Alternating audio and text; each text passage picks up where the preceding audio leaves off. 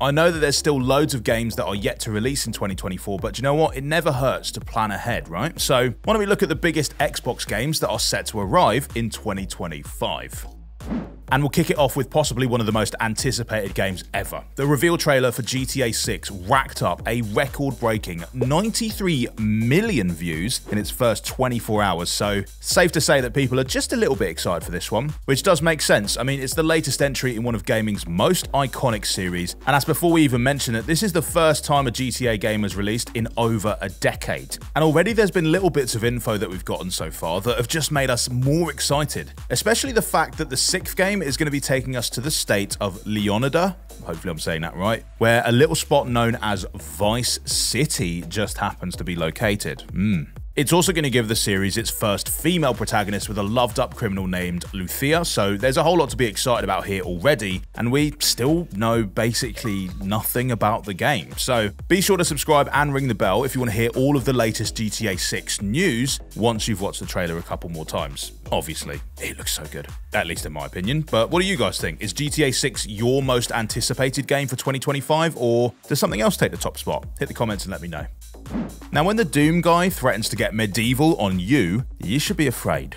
Very afraid. And that is exactly what is going to be happening in Doom: The Dark Ages. And this is a prequel to 2016's Doom that is going to show us how the Doom Slayer became the hero we know and love as he fights his way through the forces of hell. The game's vibe is a bit more dark fantasy than the sci-fi stylings that we're used to from Doom, and that seems to be opening up some pretty exciting possibilities. I mean, look, we're getting a razor-edged shield and a gun that chews up skulls and then spits out the bone fragments. It's gross and amazing at the same time. Doom: The Dark Ages is going to be coming day one to Game Pass next year, and in the meantime, members can use the series to make sure that their demon-slaying skills are up to scratch. Having more or less invented 4X strategy games, Sid Meier's Civilization has real historical importance and is going to be ushering in a new era next year with Civilization 7. And yes, once again, players will get to take their civilization of choice from sticks and stones to rocket ships as they build architectural wonders, discover new technologies, and just decide whether to deal with your neighbors diplomatically or undiplomatically. We don't know much about it yet, but Meyer himself has promised that Civ 7 is going to represent the culmination of 3 decades of strategy, innovation, and refinement. So yeah, it's good enough for me. Since the 3rd game came out back in 2010, the Fable series has been something of a sleeping giant.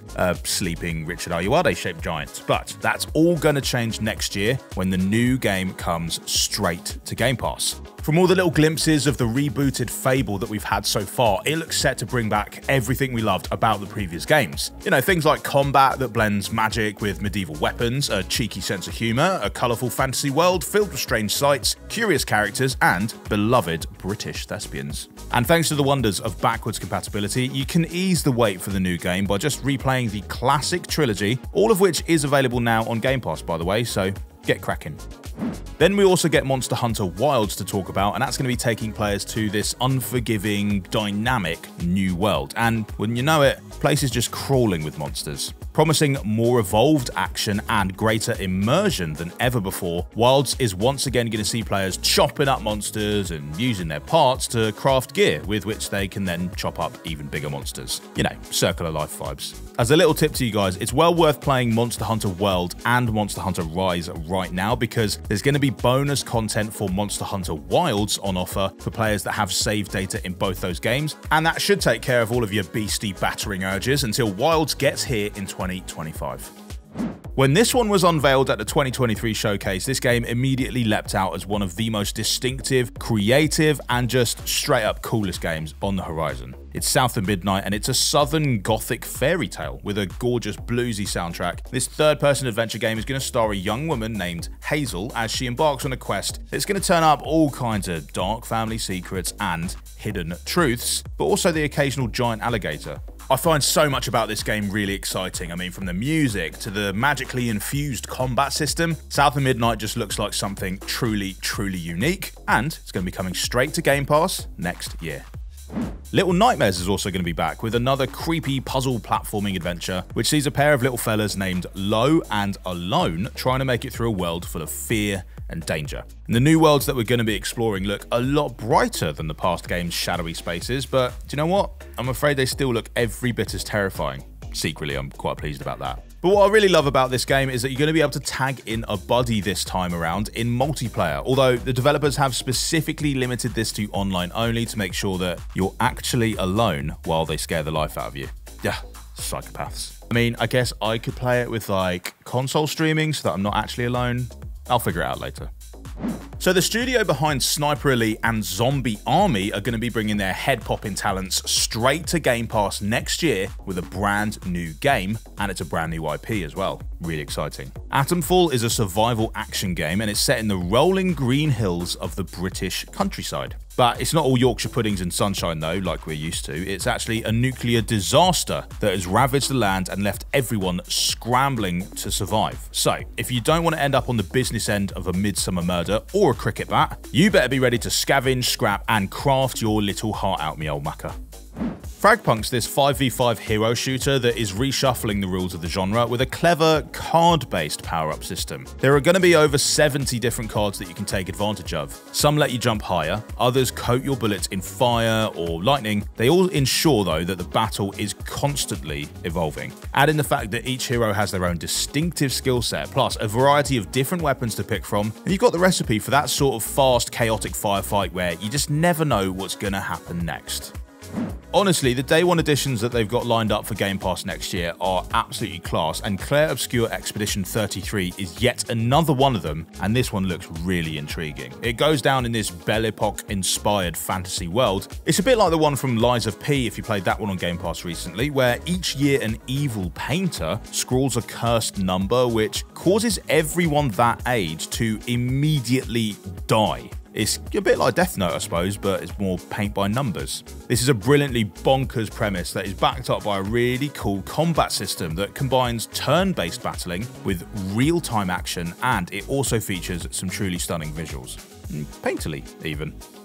Also next year, Xbox gamers are going to get to live out everyone's childhood fantasy of hopping inside a giant mech and brawling with your mates in Mecha Break. And these mechs look highly customizable too, which allows players to just pick every individual part and personalize every last detail as you just build the war machine that is right for you. From laser swords to missile launchers, there's a vast arsenal of weapons to choose from. And once you've made your choices and applied those finishing touches, it's time to jump into a 60-player rumble for a good old-fashioned, no-holds-barred robot war. And robot wars are sick. The developers of the psychedelic adventure The Artful Escape are going to be trying to nail that tricky second album next year with their new game Mixtape. Music's going to be at the heart of this one as well, because it's a trio of friends who find themselves transported back into some of their core memories as they ride off to their final party together. And as they reminisce, you'll get to do some skateboarding, play a little baseball, put on a fireworks show, and just generally go wherever there are teenage kicks to be found. And the soundtrack looks so good. It features Joy Division, Smashing Pumpkins, Iggy Pop, and so much more. Mixtape's just going to be one of those games that resonates especially well with gamers of a certain age, and I would not change a single thing about that.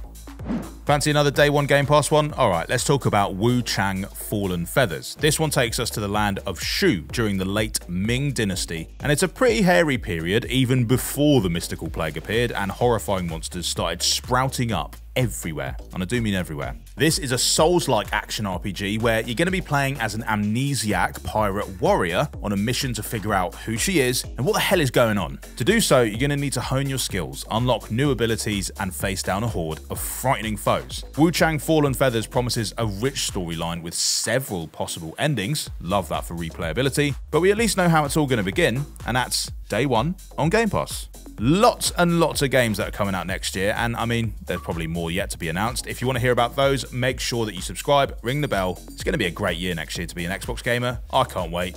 See you soon. Bye.